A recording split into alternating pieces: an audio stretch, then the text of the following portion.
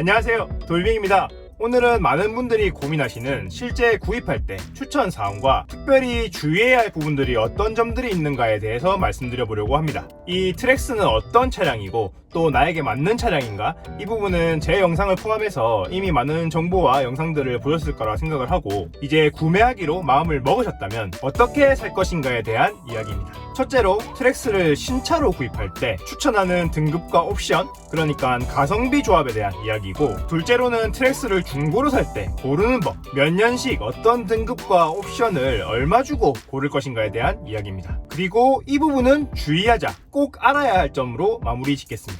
오늘 말씀드리게 된 사항들은 절대 정답이 아닙니다. 가볍게 참고만 해주시면 감사드리겠습니다. 그러면 시작하겠습니다.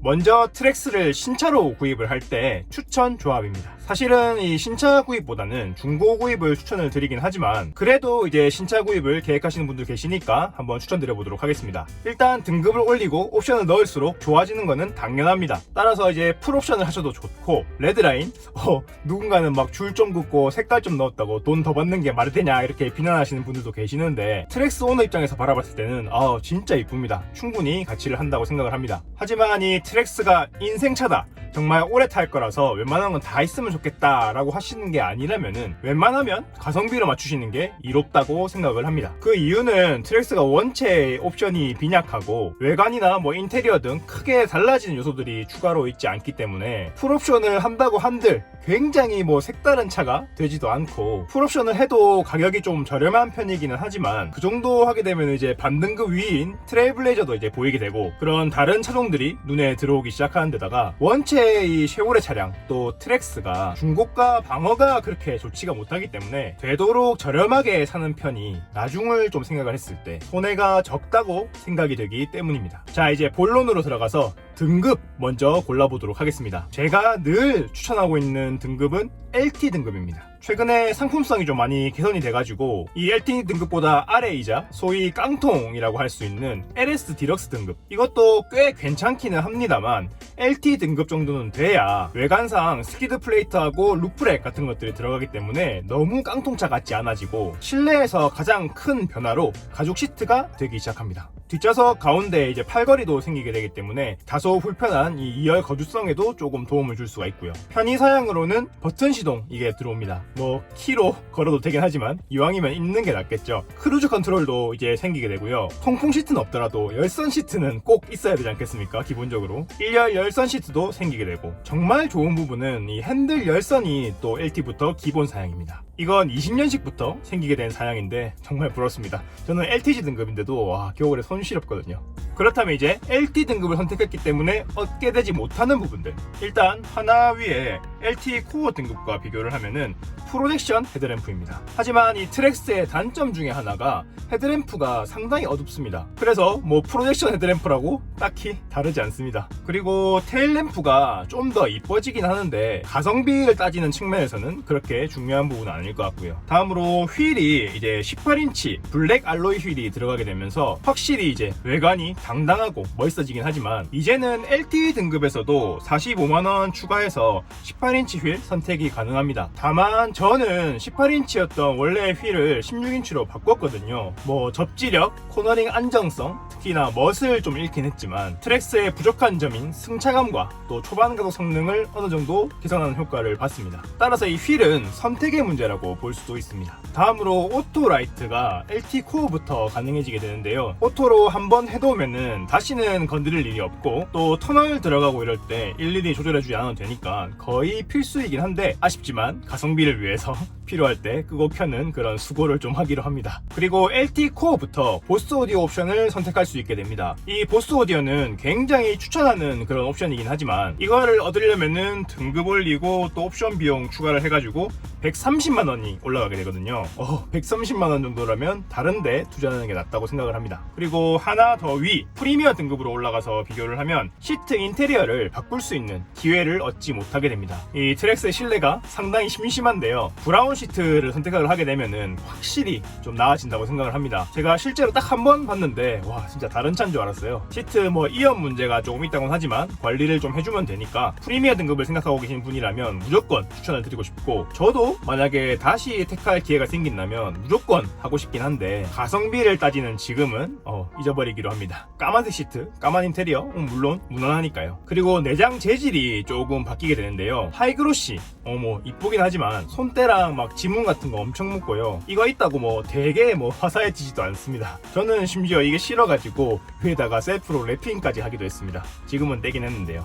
다음으로 이제 전동 시트가 프리미어에 와서야 그것도 운전석에만 들어오게 되는데, 이 등받이 조절은 어차피 수동이고 보조석까지도 되는 것도 아니고, 이 요추 받침이랑 허벅지 앞쪽 조절하는 이 기능은 제가 굳이 LTG 등급을 고집을 했던 이유 중에 하나가 될 정도로 정말 놓치기 싫은 아쉬운 부분이긴 하지만, 지나고 생각을 해보니까 원래 이 트랙스의 시트 자체가 아무리 이렇게 조절하고 애를 써도 썩 편하지가 않기 때문에 차라리 이거 욕심을 내느니 저렴하게 사가지고 남은 돈으로 뭐 리무진 시트라든지 아니면 시트 이식 자체를 알아보시는 편이 더 좋다고 생각을 합니다.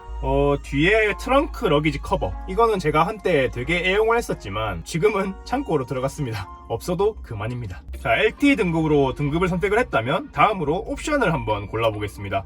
LT 등급에 선택할 수 있는 옵션은 세이프티 1 그리고 컨비니언스, 이 두 개가 있습니다. 나머지 뭐 썬루프 이런 것들은 개인 취향에 따른 문제이고요. 이제 세이프티 1 이거는 무조건 추천드립니다. 이 안전 옵션이라는 게 단 한 번만이라도 사고 비슷한 걸 막아주기만 해도 제 몫을 다한 거라고 볼 수도 있기 때문에 추천을 드리는 거기도 하지만, 트랙스가 이제 운전할 때 사각이 은근히 좀 있는 편이라 가지고 사각지대 경고 이 기능이 꽤 도움이 되고요. 후측방 경고도 뭐 휴게소에서나 아니면은 전방 주차했을 때, 좁은 길에서 뭐 후진할 일 있을 때, 이럴 때 등등 굉장히 크게 도움이 되는 옵션입니다. 그리고 컨비니언스 패키지, 이것도 웬만하면은 넣으시기를 추천을 드립니다. 하이패스를 영 안 쓰신다면은 뭐 상관없겠지만 언젠가 결국 필요하게 돼서 싸제 단말기를 달게 되실 것 같으면 진작에 순정으로 다는 게 낫고, 눈부심 방지 ECM 룸미러가 따라오게 됩니다. 추가로 오토 와이퍼 이 기능도 들어있습니다. 근데 사실 이 오토 와이퍼는 크게 필요도 없고 뭐 수동으로 하는 게 더 나을 때도 있어가지고 차라리 이거 대신에 오토 라이트를 넣어줬으면 참 좋았을 텐데.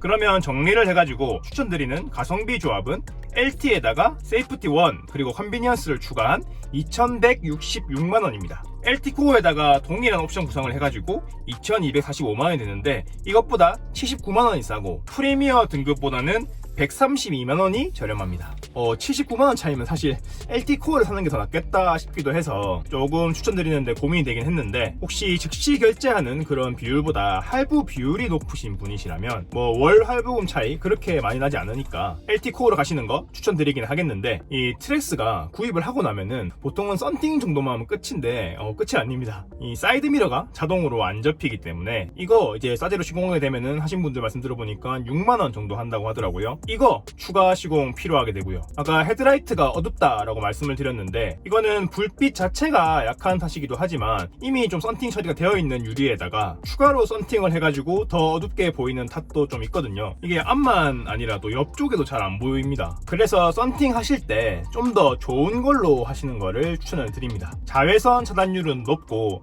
가시광선 투과율은 좋은 걸로요. 그리고 이 와이퍼 암이 좀 부실해가지고 잘 안 닦이기도 하고, 또 이게 세워지지가 않기 때문에 결국은 암 교체를 생각하시게 됩니다. 또 이 실내등이 노란색인데 뭐 색깔은 두치시고 이게 또 좀 어두운 편이기 때문에 LED로 교체를 하시는 거를 또 추천드리게 되고요. 이렇게 말씀드린 다양한 부분들이 LT 코어가 된다고 해서 달라지는 게 아니기 때문에 그냥 LT에 머물러서 이 남긴 79만원 가지고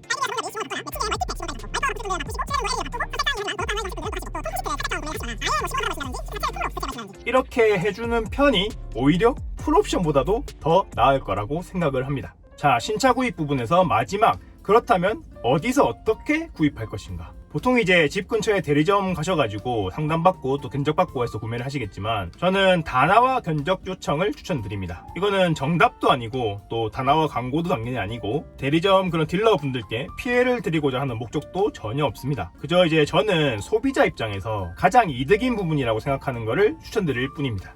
다나와 사이트나 이제 앱에 들어가가지고 원하는 등급의 또 옵션, 결제 방법 등을 입력한 다음에 견적 요청을 넣으면은 실제 여러 딜러님들이 할인이나 서비스 같은 것들을 포함해가지고 견적을 잡아서 제안해 주십니다. 제가 이거를 몇 번 해본 적이 있는데 진짜 견적 많이 보내주시고 뭐 조건들도 굉장히 다양했습니다. 그 중에서 가장 좋은 조건을 제시해 주시는 딜러님께 연락을 해보면 됩니다. 뭐 썬팅이나 뭐 코팅 같은 거 그런 서비스보다는 현금 지원을 최대한 많이 받는 것이 좋고, 카드 일시불 할인 뭐 페이백 이런 거랑 딜러 서비스 항목이랑 중복되는 건지 아닌지 잘 살펴야 된다 뭐 등등 일반적으로 알려진 신차 구입 시 주의사항들에 대해서는 생략하겠습니다.